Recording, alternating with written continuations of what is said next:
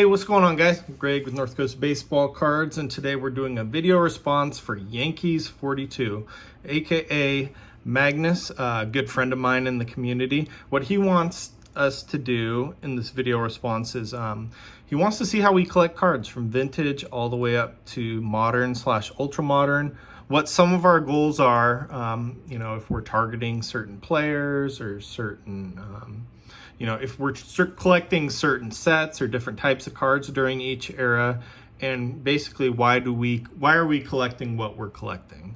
Guys, I'm gonna let you know right now, I'm under the weather. I've been feeling under the weather for about 3 or 4 days. So if I am taking a couple breaks, it's because I am out of wind and I need some water. All right, so how do I collect vintage? Pretty simple. It's all about this guy right here, Mr. Let me change the camera. Mr. Roberto Clemente.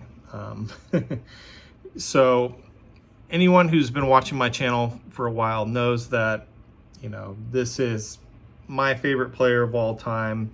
I won't go into all the stories as to why, but he vicariously became my favorite player just from hearing all my dad's stories about how great of a player he was to watch, how he played the game, all his conversations with Clemente.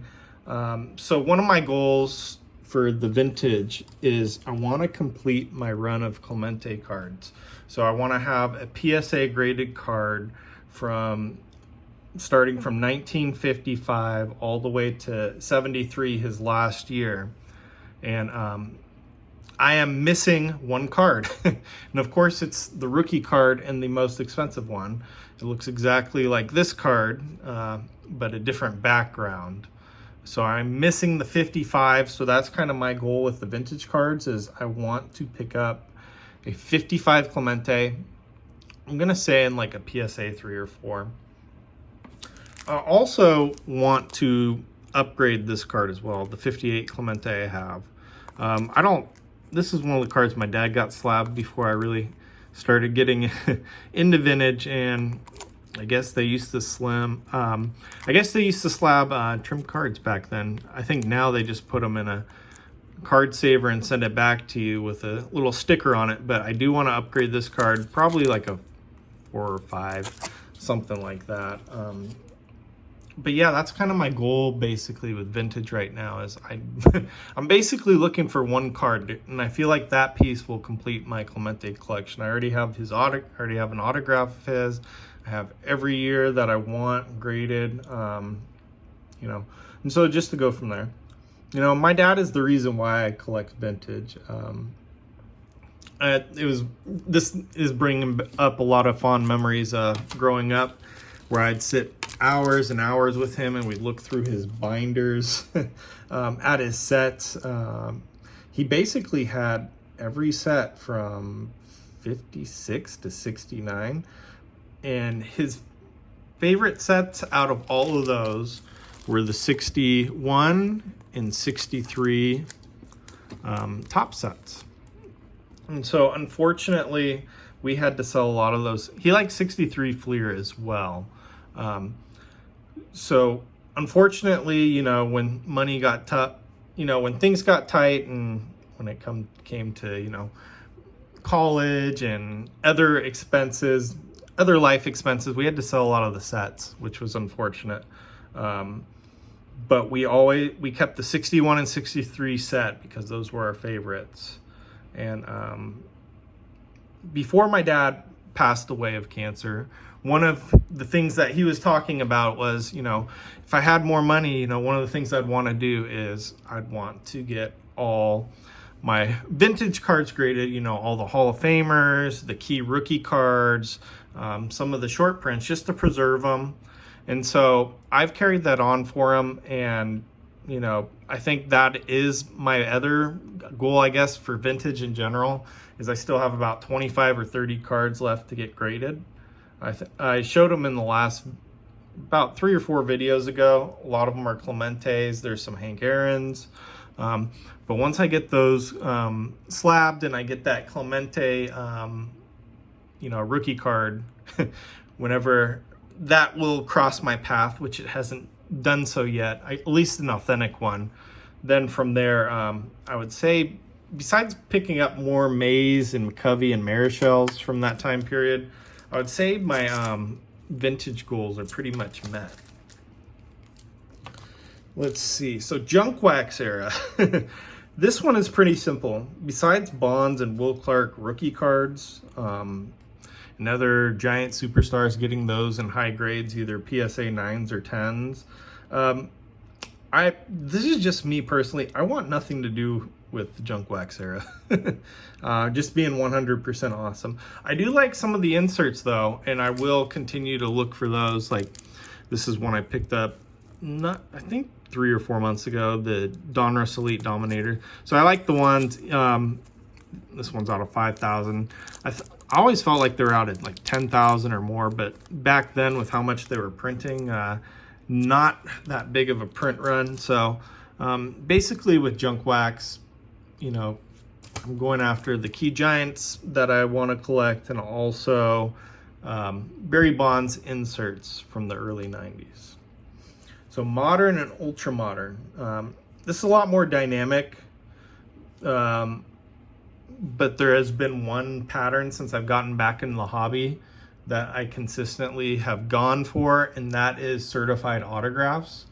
My goal is to collect as many Hall of Famers, you know, those stars that never quite made it onto the ballot, guys like Louis Tillon. Let me think of another one here. You know, guys like Dale Murphy, things, players like that. Also current stars. I collect a lot of Negro League autographs, and then also I really enjoy cut signature autographs. So this was my most recent autograph pickup, Rafael Devers. I think he's an awesome current player. That one I got for pretty cheap. And then I'll show you guys some of kind of what I was saying. Like, you know, I love these cut autographs. This is Lloyd Wainer, Hall of Famer for the Pittsburgh Pirates. I guess bat piece. Got Johnny Pesky, the Pesky Pole. You can say what you want about Panini and unlicensed. I love the cut autographs they do. This card is so clean. And then kind of throw back to when I was collecting back in the day, you know, these Upper Deck SP, they did awesome cut signatures. Here's a Luke Appling, Hall of Famer. But yeah, I'll show you guys, you know, some of the teams. I just grabbed 2 random teams to show you guys kind of some of the autographs I have. So I'll show you guys Cincinnati Reds. Like we have Johnny Bench from Definitive. Got Barry Larkin from Museum. Got Joey Votto from Diamond Icons. Here's one of those stars that, you know, I had to get, Eric Davis. Got Johnny Cueto falling out of the holder somehow. Edwin Encarnacion. Matt Kemp. I don't know if he's still playing, but very cool card. And then, you know, one of those other players, guys that I like, who never made the Hall of Fame, Dave Concepcion. Oh, this is really, really beautiful card. And there are some red cards that I have that aren't with these. But yeah, like I said, like there's certain players I'm looking for still, Hall of Famers. You know, for the Giants, for example, I need Jeff Kent, Barry Bonds. I'll go over some Yankees real quick since Magnus is a Yankees fan. Cano, you know, just kind of random cool autographs. You know, I'll have like a Johnny Sane, then I'll Yogi Berra, Tommy Heinrich. He was a good player way long ago. This is a cool one. Triple autograph. Hopefully Severino comes back soon. Andy Pennant, Bernie. Don Larson, Jersey Auto, Musina. I got a lot of Yankees here for some reason. Got these were cool autographs back in the day. The co-signers. Tino and Roberto Alomar. Got Whitey Ford, Phil Rizzuto, Paul O'Neill. We have a few more. Bobby Richardson, Mark Teixeira. All right, I'm going to try to wrap this up pretty quickly. One of my other goals is I am collecting Barry Bonds cards from the 90s and early 2000s, either graded or ungraded. I think I've had a lot of good conversations with Magnus, kind of in regards to 90s inserts. He's helped me out a great deal, but another area that I'm collecting quite a bit in, my target is Barry Bonds. I just recently picked this up, the Studio credit card, PSA 10. I think this credit card probably only works at Balco. But anyways, you know, a couple cards that I did get from Magnus, awesome cards that are in my collection. And then got Donruss Elite to 10,000. And that's what I was thinking of. You know, very cool Bonds inserts. I think what really sparked me getting into collecting Bonds inserts again was when I bought a collection from someone, and there was a lot of 90s, early 2000 Bonds inserts. And then finally, kind of another modern focus is just collecting guys I like on the Giants, like Joey Bart, Marco Luciano, some of the prospects, but then I'm also going for key guys from the championship teams, like Madison Bumgarner. I picked this up at the card shop a few days ago. Buster Posey, guys like that. So I collect a little bit of everything, but the main focus is basically the Giants and vintage.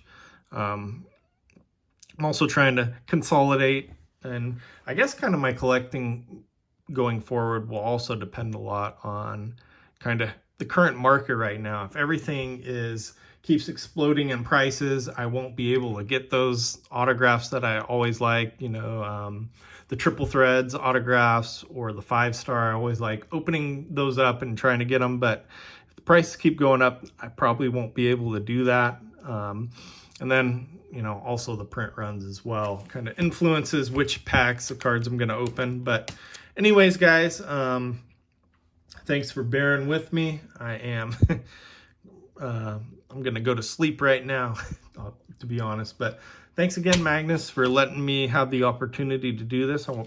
It's a video I really wanted to do, and I wanted to make sure I got it out. So I hope everyone takes care, and I'll catch you on the next one.